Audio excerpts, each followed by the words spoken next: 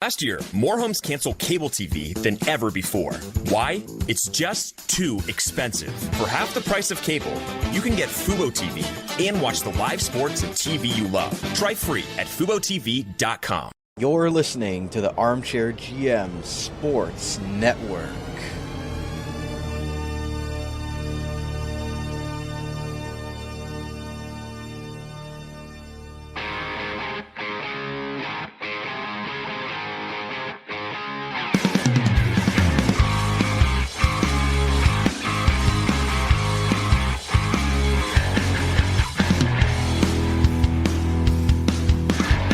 This is Rod Mahood, your in-game voice of the Niagara IceDogs, and you're listening to the Dog Pound Podcast on the Armchair GM Sports Network, your podcast source for all game analysis, team interviews, and up-to-date news regarding the Niagara IceDogs. Perlini!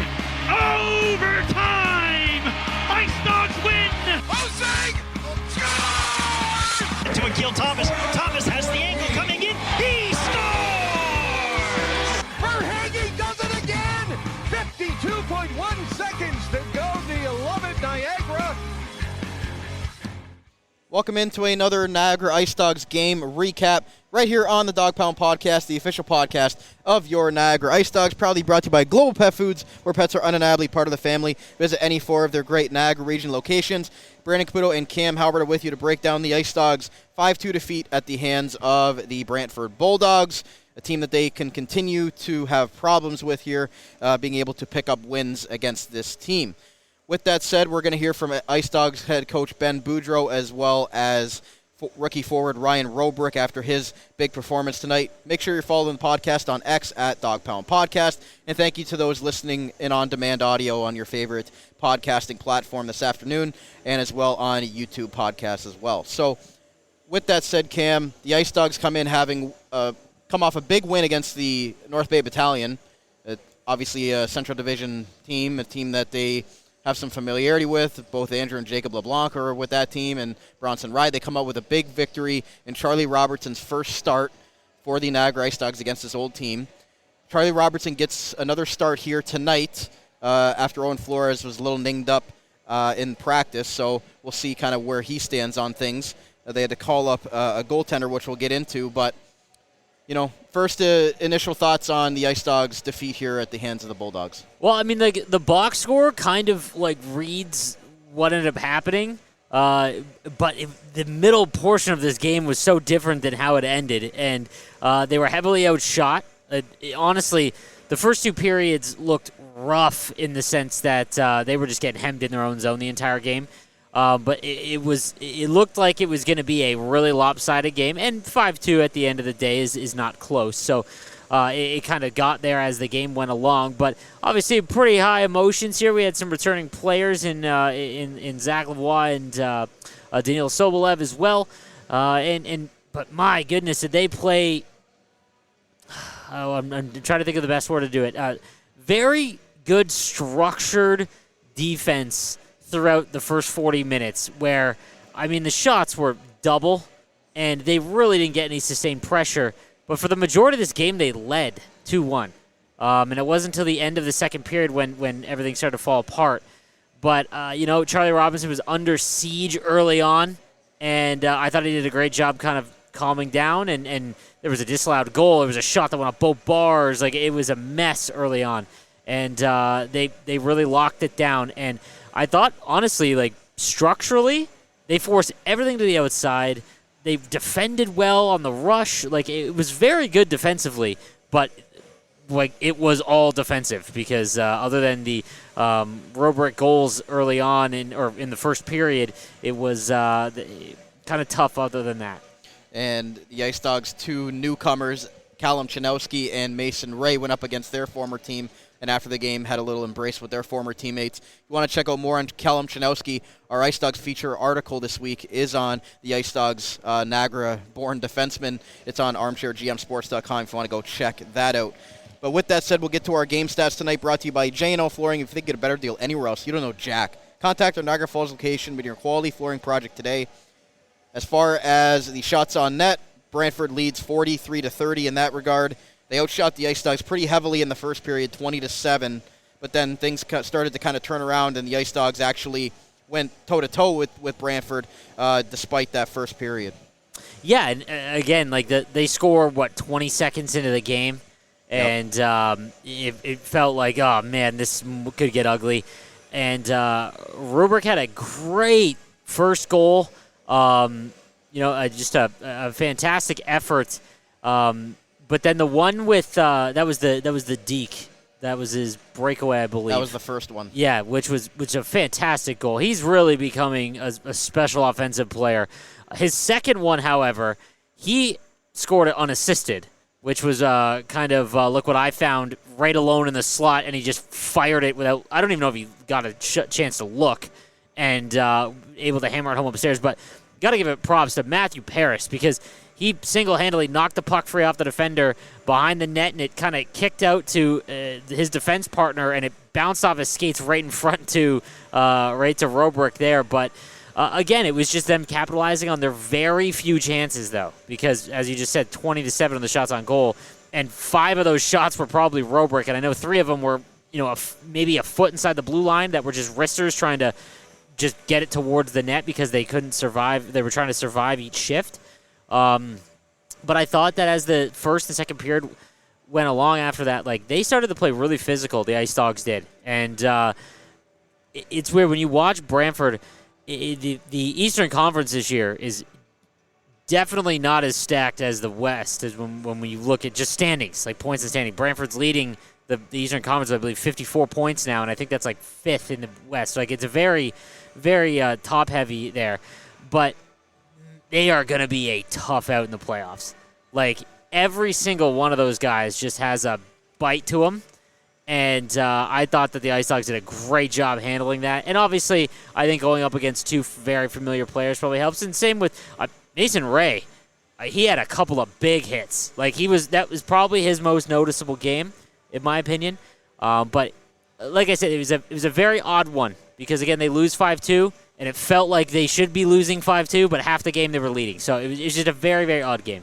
Yeah, it was. And like you mentioned, I think Jay McKee's team is very sound defensively in the way that they play. I'm sure he didn't like the fact that they outshot the Ice Dogs 20-7, but they were down 2-1 on the score sheet. I mean, that was the crazy part. Like I said, they scored 30 seconds in, 23 seconds. 23 seconds in. Of course, Zach Lavoie gets an assist. And, I believe it was 3 minutes later was when the disallowed goal happened. Yeah, and Jack-Eye knocked one out of the air, but it was high stick. Exactly. And then there was one that legitimately went off the bar, beat Robertson, and then kicked out to the other bar. And it was just like they were holding on for dear life.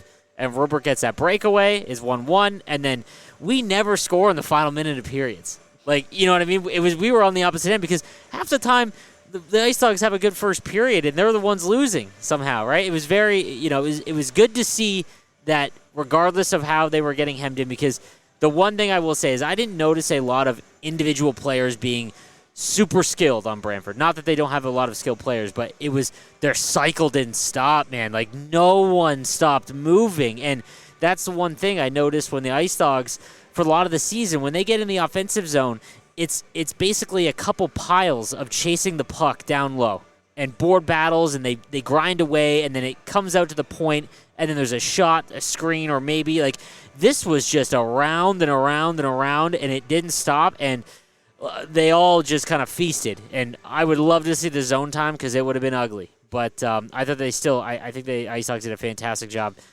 really holding it together for the first 40 minutes at least. And no Patrick Thomas and no Nick Lardis for this Brantford team, so obviously those are 2 of their more high-powered offensive players. And got to give a shout-out to Merrick Van Acker. Literally just played in the top prospects game last night out east in Moncton. Flew back today and played for Brantford, scoring 2 goals. Good note on that. As well, Ice Dogs undermanned again. 5 defensemen, 11 forwards. It's just awfully, like, I don't know how they're going to expect to win with that. And it's getting frustrating to watch because I feel for them. Like, it's tough, man. You're asking this team, currently in last place, and it's been a tough season. They've had a lot more good, though, a lot more good, and you can definitely see the pieces building.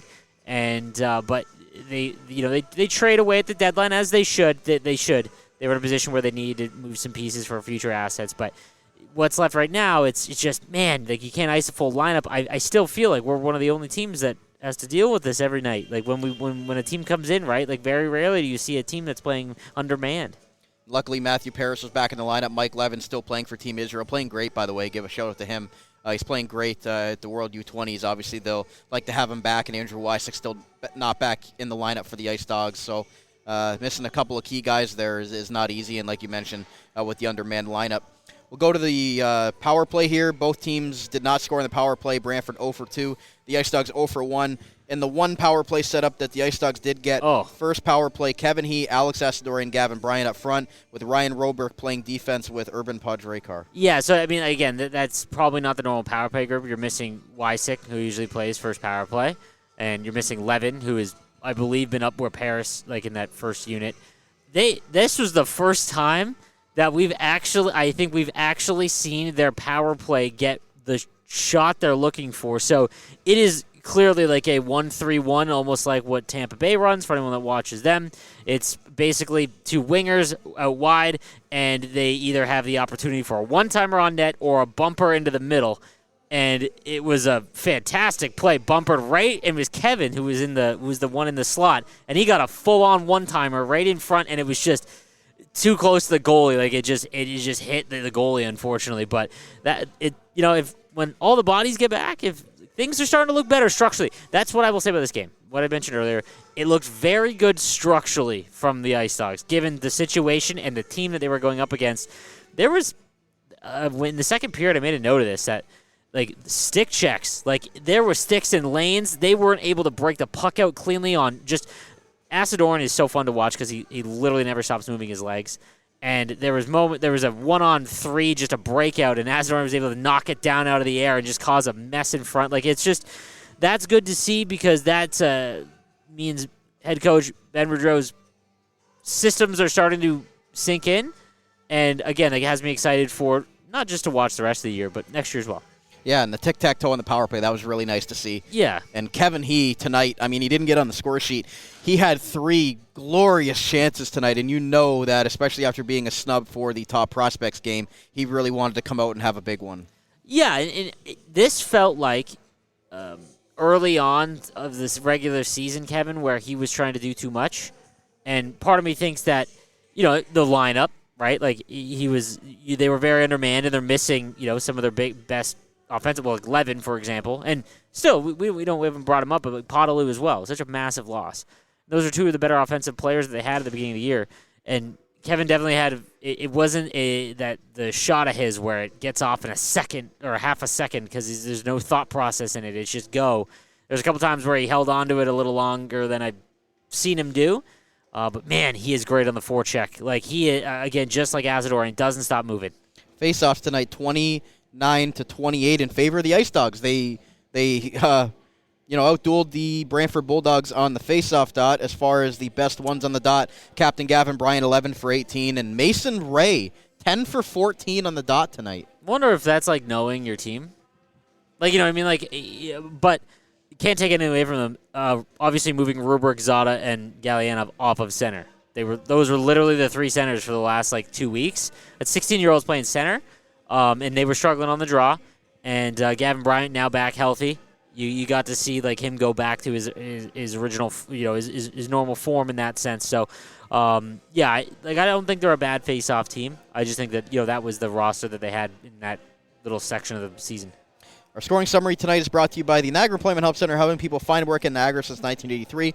Check out their up-to-date job board at ehc.on.ca to find your next work opportunity today. As Cam mentioned, Merrick Van Acker scored 23 seconds into the game from Jake O'Brien and Zach Lavoie, but the Ice Dogs did battle back late in the first period, being able to get 2 late goals, both by Ryan Roobroeck. First, that beautiful breakaway that he received from Matthew Paris on the great breakout by Callum Chanowski. Chanowski, Paris, Roobroeck, breakaway. Oh, what a move, what a goal!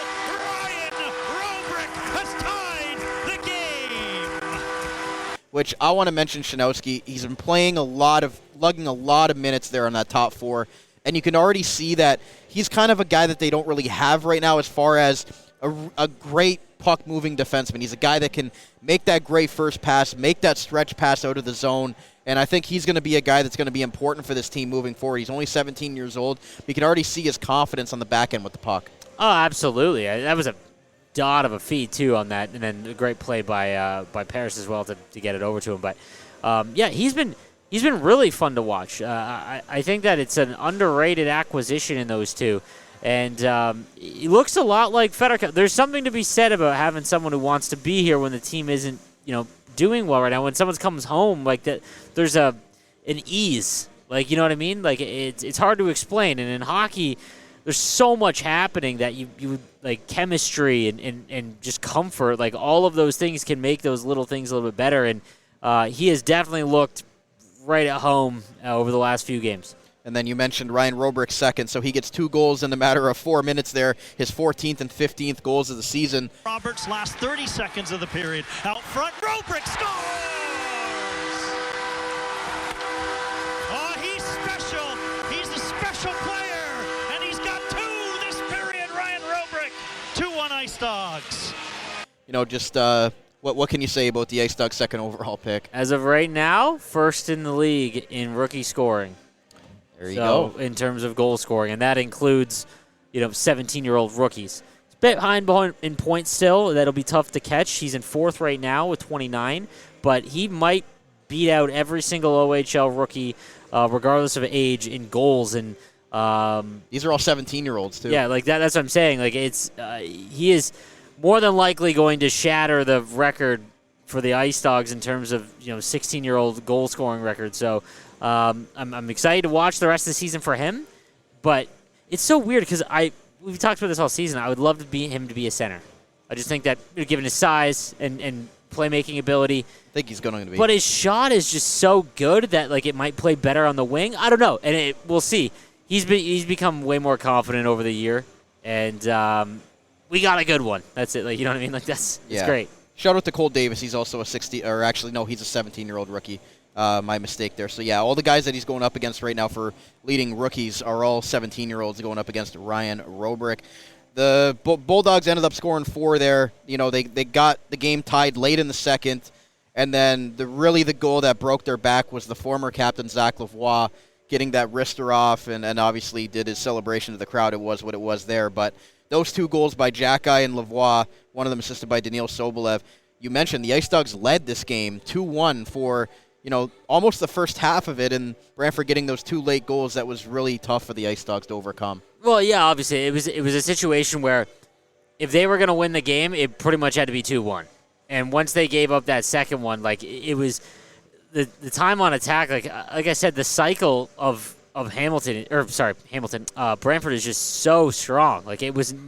No one ever stopped moving. It was very impressive and obviously well coached, but they've been together for a while, and they have that that bonus there. But Zach had a great goal. It was a shot that I wish we would have seen more of here this year as opposed to last year. And I'll be honest with you, he always seems to do his best in this building when he's on the other team, because I'll never forget that home opener last year with the Steelheads where he ripped off a hat trick. The celebration was a little much. But, it is what it is. Sometimes when players move on, right? It's not always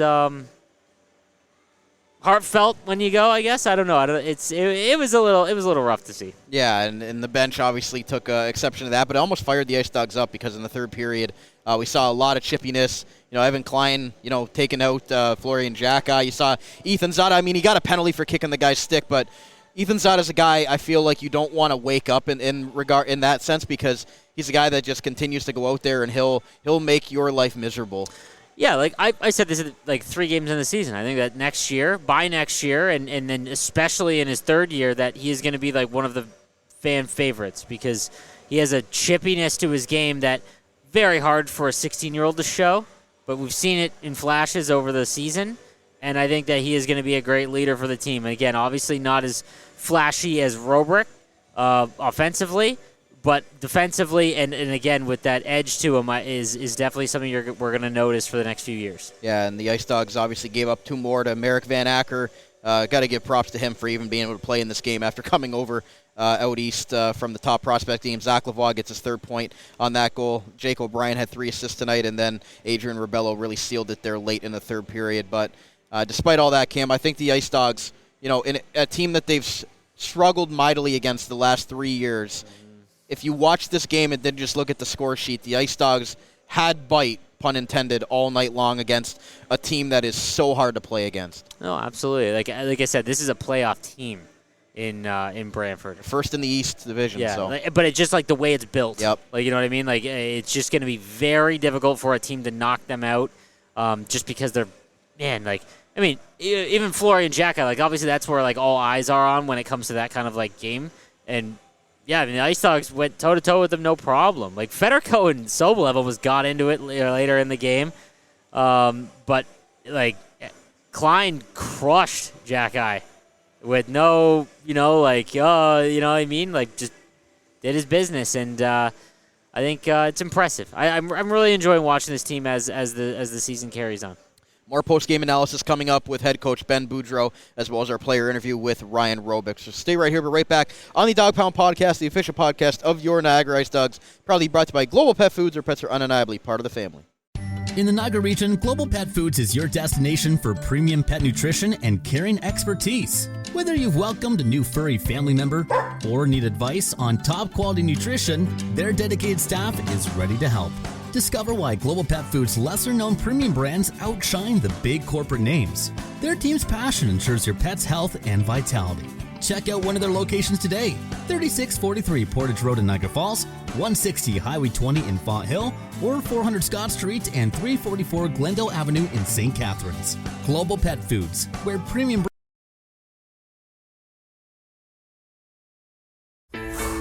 Wild Bill's Auto Repair is your local center for auto maintenance and repair in the Niagara region. Since 2012, Wild Bill's Auto Repair and Body Shop has been helping customers stay safe and confident on the road, knowing their vehicles in top running condition through their services. Located at 7868 Oakwood Drive in Niagara Falls, the garage started as a tribute to the owner's father, William Robert Hunter, who passed away, continuing the same community spirit and high level of service which customers came to expect from him back at Hunter's Auto Repair.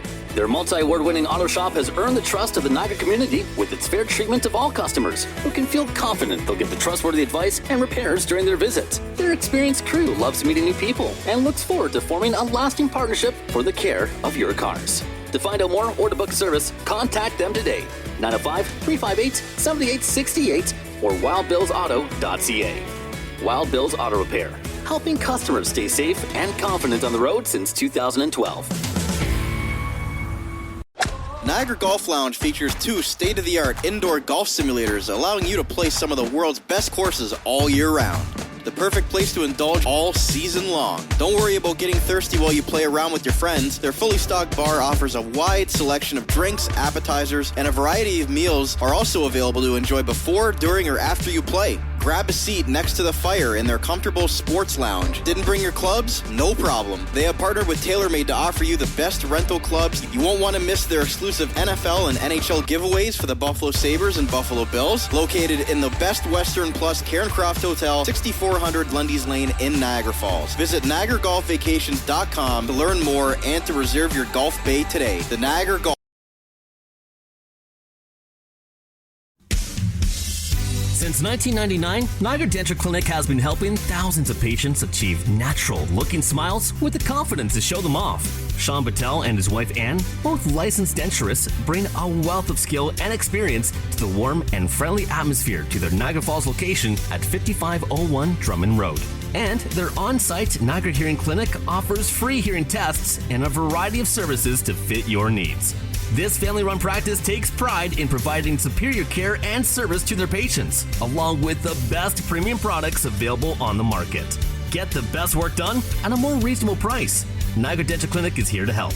Protect your teeth with a mouth guard, replace missing teeth, and get better hold with your dental implants. Call them today for a free consultation at 905-353-1552 or check them out online at NiagaraDentalClinic.com. Niagara Dental Clinic, creating natural smiles in the Niagara region for 25 years.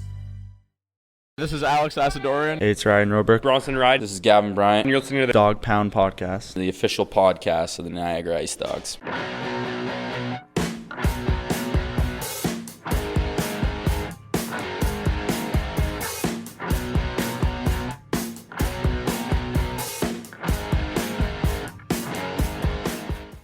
Welcome back to part 2 of today's Niagara IceDogs game recap. Brandon Caputo and Cam Halbert are with you, breaking down the IceDogs 5-2 defeat at the hands of their rival Brantford Bulldogs. Guys, the Dog Pound podcast is proudly brought to you by Global Pet Foods. Their pets are undeniably part of the family in all 4 of their great Niagara Region locations. Thank you to those listening to us today on demand, and go give us a follow on our Twitter account at Dog Pound Podcast, as well as our YouTube page at Armchair GM Sports Network.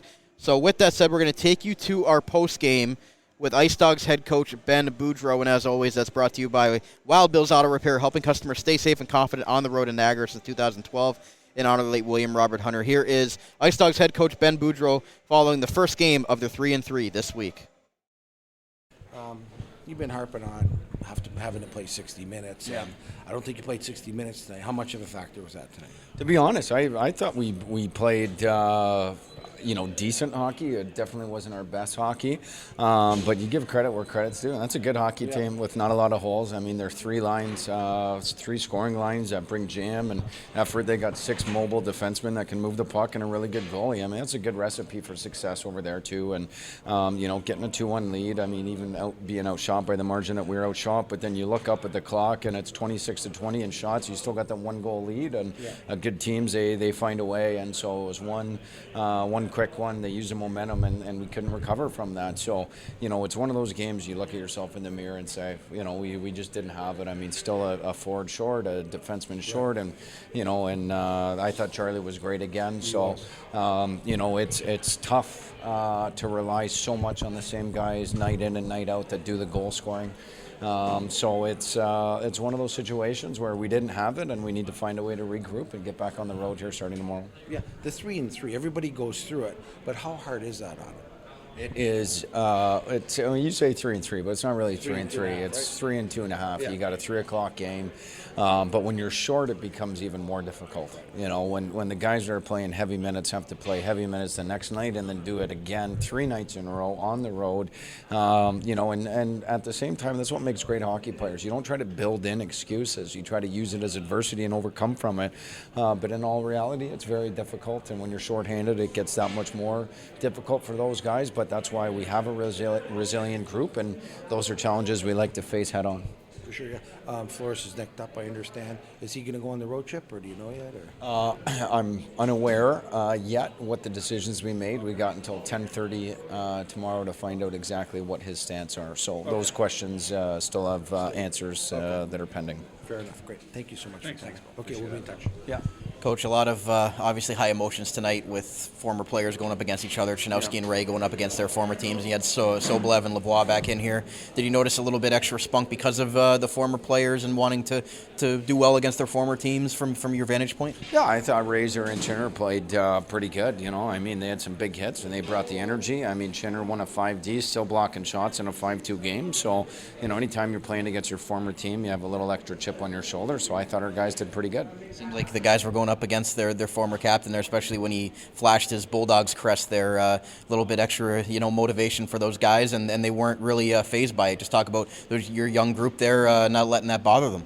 Yeah, I really like our dressing room and our guys. When you focus on the guys that we have, they're the right type of characters that you want in. And I'm not here to talk negative about anything, but it's like an analogy. When you're sick, you have to go to the hospital and get whatever's in your body out of the system because it's breaking it down. And we approach the trade deadline with the same type of philosophy. Is that if we have something inside our dressing room walls that's not helping us win, and instead it's not helping us win, it's going the other way. It's those are things that you want to get rid of. But our decision to move forward after the trade deadline, get a couple of young pieces back that we absolutely love and acquire some draft picks with it, I think that's great. And a guy like Razor and Chinner are going to be stalwarts for us here going forward. So no regrets looking back. We love the guys that we have inside that dressing room.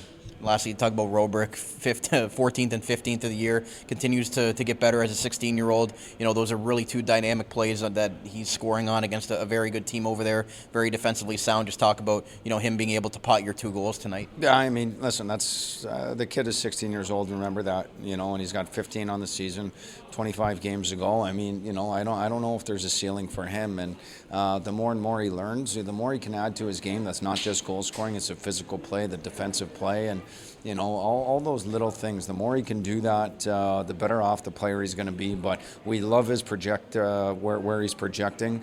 It's just we want the most for him, and he does himself. So 2 goals are great, and even if you ask that guy, he's probably still not satisfied with a couple other opportunities. But 3 goals in the last 2 games, trending in the right direction, as our team's going to be a lot better off when Roobs is scoring. Thanks, Coach. Good luck on the weekend. Thanks, Brandon. There was Ice Dogs head coach Ben Boudreau on the Wild Bills auto repair post-game. Cam, some good thoughts there from the coach as always, and obviously, talked about his former captain there, doing what he did, and kind of his team using that as fuel, and the guys that they're in there they like right now. I mean, there was a lot of tea spilled there, it appeared. So obviously he is feels the same sentiment that we did, that was kind of unnecessary, I think, when he scored his goal. And it goes a long way to point out the fact that they wanted to acquire assets for the future, which they feel they've done. And like I said, I'll be honest with you, they're not NHL draft picks or anything like that, but Ray and Janowski have been very good for this team, and they've been playing, which is another big bonus that we need. But they've also been positive in the dressing room, and after the last few years, it's crucial for this team. But for him to say that you got to remove some of the bad to get the good, and it says a lot. And I don't really see a lot of arguments with how it was handled on the ice. So that being said, he brought up the underman thing. I look at the lineup whenever we do one of these. We come in for the game day, and I look at the lineup, and I have very rarely ever seen another team have to play undermanned. Nevertheless, with more than one, and we had a stretch where somehow beat the Kitchener Rangers with 16 people playing.